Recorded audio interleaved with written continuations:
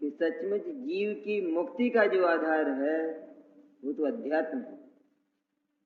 आगम है, वो भी भगवान की वाणी है, लेकिन आगम से अपनी स्थिति को जानकर, वस्तु स्थिति को, वस्तु स्वरूप को जानकर, आत्मा के मूल स्वरूप को जानकर उसमें स्थापित होना, ये अध्यात्म का काम है। इसलिए अध्यात्म की आवश्यकता है, और आगम भी अध्यात्म के लिए ही होता है। जिसे आगम ज्ञान नहीं होता, आगम ज्ञान में जिसको प्रमाण ज्ञान के द्वारा पदार्थ के द्रव्य गुण पर्याय का ज्ञान नहीं होता, तो उसका अध्यात्म झूठा होता है। क्योंकि जिसने पदार्थ को द्रव्य गुण पर्याय वाला या उत्पाद्य द्रव्य वाला स्वीकार नहीं किया, तो वो उत्पाद्य द्रव्य में से कौन उपादेय है इसकी छटनी कैसे करेगा? उसने वस्तु को ही सत्य स्वीकार नहीं किया, तो आगे उसका सारा ज्ञान झूठा होगा। जो भी नए पैदा होगा वो दुर्नय होगा, पुनः होगा। इसलिए आगम से वस्तु व्यवस्था का, लोकालोक की व्यवस्था का, आत्मा की उत्पाद्य द्रव्यात्मक व्यवस्था का पूरा ज्ञान होता है। बहुत विशद नहीं, बहुत विशद की बात नहीं करते, तो इतना ज्ञान कि जिससे हमारा काम चल जाए।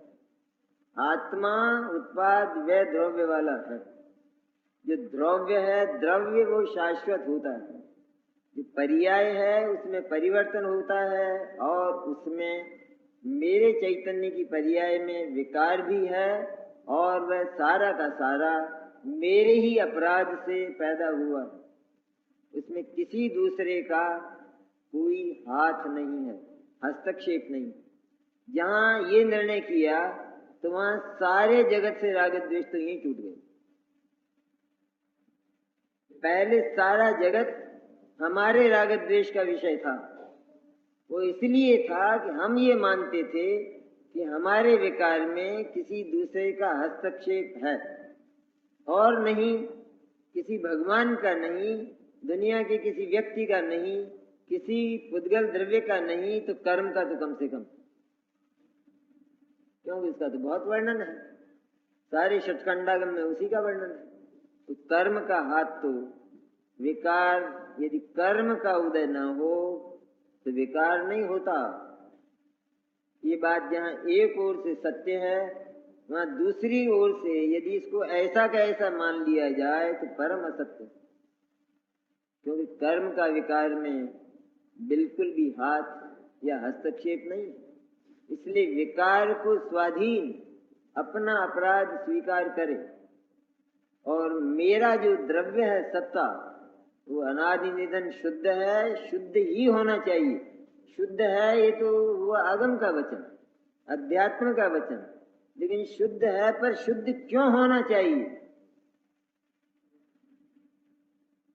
शुद्ध इसलिए होना चाहिए क्योंकि यदि वह शुद्ध नहीं है, अर्थात वह अनादि अनंत और अक्षय नहीं है, और उसमें यदि परिवर्तन हो तो अशुद्ध हो जाएगी।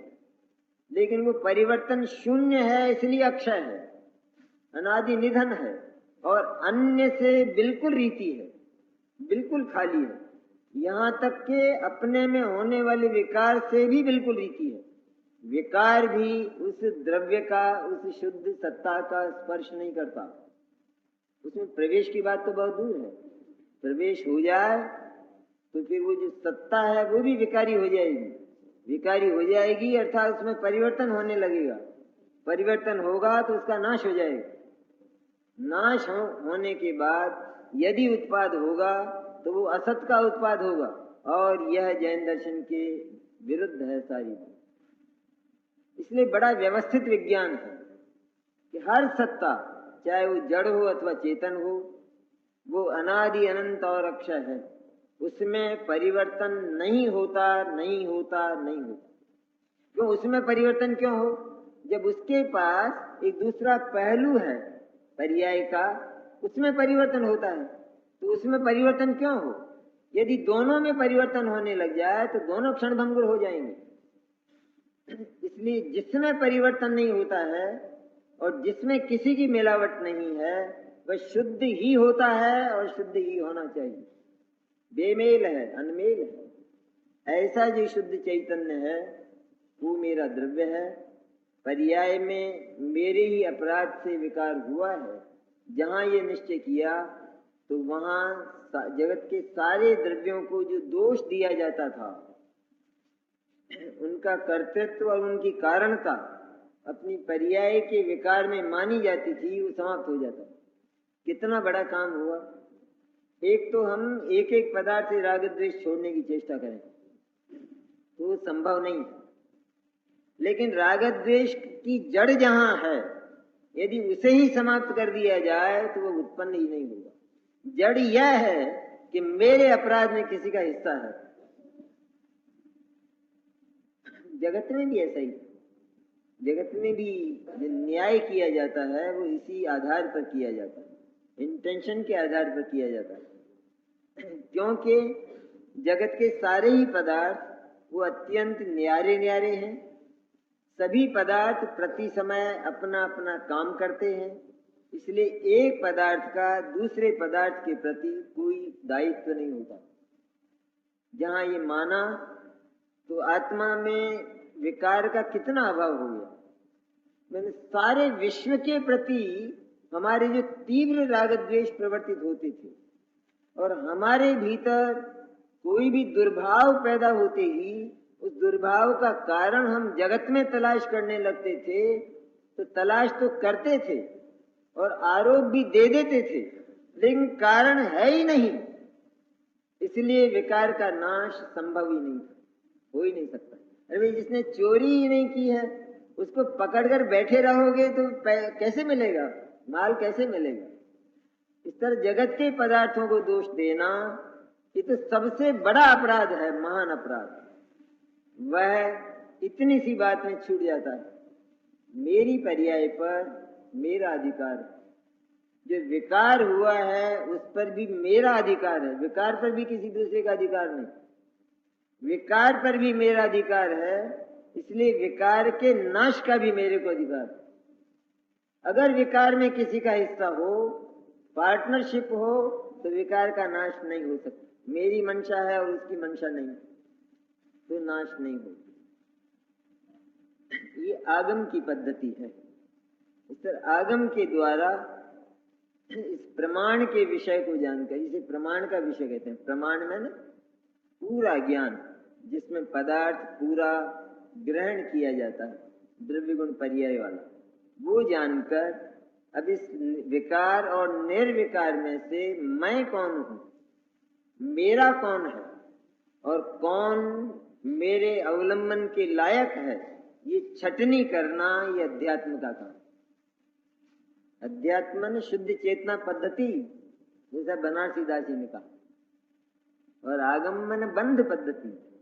कर्म बंध किस तरह होता, बंध पद्धति में कोई आगम ग्रंथ बंद कराता हो वो नहीं है बात, लेकिन आत्मा बंधन में किस तरह पड़ा है इसका ज्ञान जो कराता है उसका नाम आगम।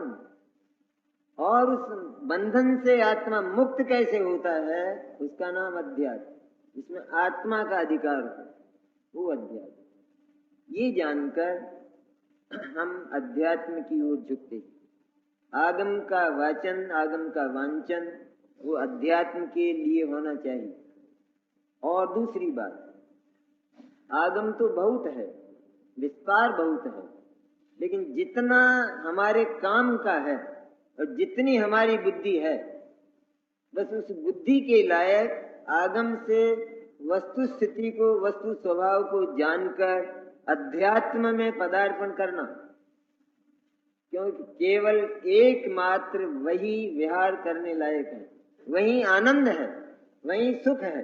हम बंद ही बंद का विचार करते रहें तो आंसू टपकेंगे, हमारे घुटने टूटेंगे, हमारा हार्ट फेल होगा, हमें संसार महासागर दिखाई देगा।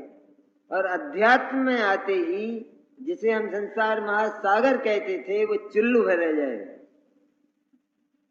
चुल्लू भर हो जाता है। क्या है संसार, कहाँ है संसार?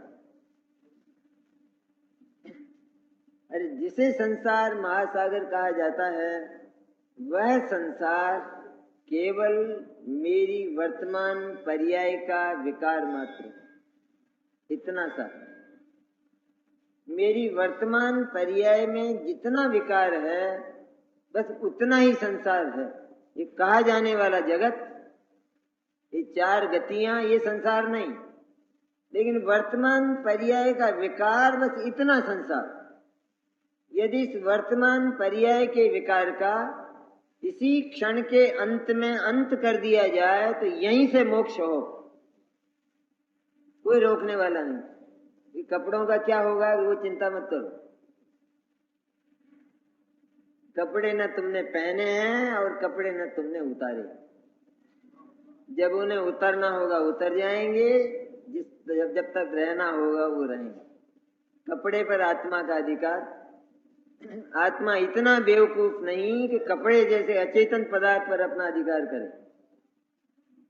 क्यों करेगा? उसके पास परम सौख्य के निधान है, वो कपड़े को क्या करेगा?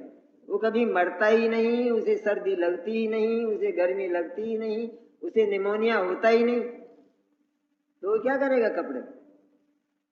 इसलिए अपने आप ही वो सारा काम होता है। ये बात ज्यादा पसंद या उतारना ज्यादा पसंद? अपने आप उतर जाए वो ज्यादा पसंद या उतारना पड़े वो ज्यादा पसंद? या हम तो उतारे वो ज्यादा पसंद। मेहनत करना चाहिए ना, तो वो ज्यादा पसंद आता है। अरे पर जो अपने आप उतरता है उसमें मेहनत करने वाला महामूर्ख है। जो अपने आप ही होता है, स्वयं होता है। एक घड़ी अपने आप चलती है, इसकी सुइयों को क्यों फिराता है? क्यों घुमाता है सुइयों को? चलने देना उसे ऑटोमेटिक, एक एक सेकंड करके। इसी तरह अपने आप होने वाला ये कुदरत के हैं सारे पदार्थ। कुदरत इनकी अधिकारिणी है और कुदरत में ये काम अपने समय पर अपने आप होते हैं। इसलिए कपड़ा ना उतरे ये बात झूठ, कपड़ा उतारना पड़े ये बात झूठ। दोनों होते, अपने आप होते।